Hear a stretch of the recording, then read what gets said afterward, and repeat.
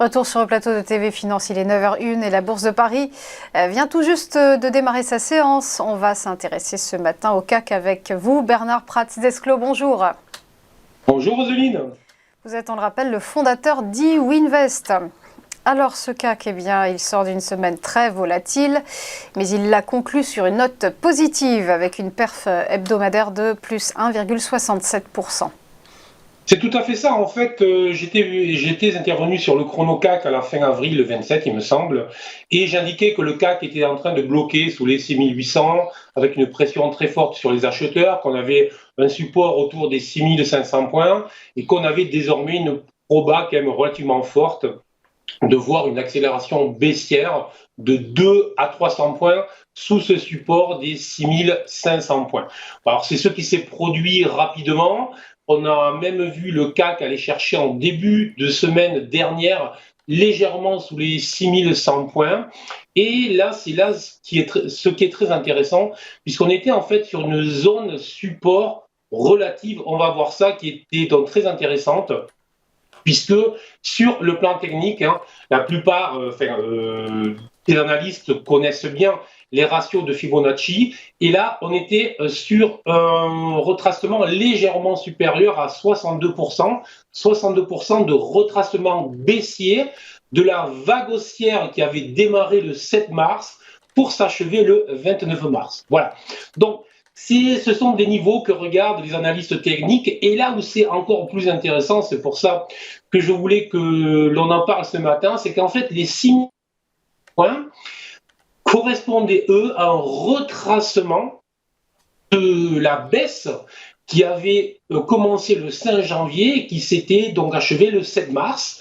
Et donc on est bien dans un double retracement de Fibonacci, un qui a coincé vers le haut, un qui a coincé vers le bas, mon tout, nous dessinant bien évidemment une large zone d'hésitation où on va aller en alternance, en espoir et en déprime, et donc un marché qui est au sens large dans l'hésitation. Alors, on est plutôt sur un fond de l'air baissier moyen long terme, non déclenché encore, car on voit bien que sur les niveaux supports, on réagit plutôt bien. Voilà. Donc voilà pour l'ensemble.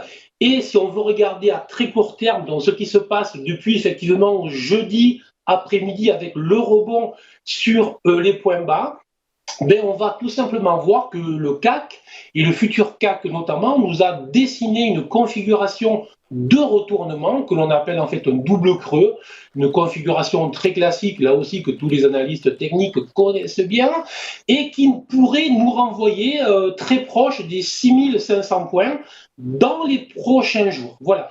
Alors c'est une possibilité, donc je dirais que l'écran large on est en range, on est dans une absence de dynamique. L'écran court terme depuis jeudi après-midi plutôt à l'achat avec un objectif probable vers les 6500 points et avec deux invalidations très claires, c'est-à-dire une première alerte si jamais le CAC revenait sous les 6278 points. Méfiance, là il faudrait plus se montrer à l'achat de manière agressive. De toute manière, en ce moment, être à l'achat de manière agressive n'est pas la chose la plus fine qu'il faut que nous fassions.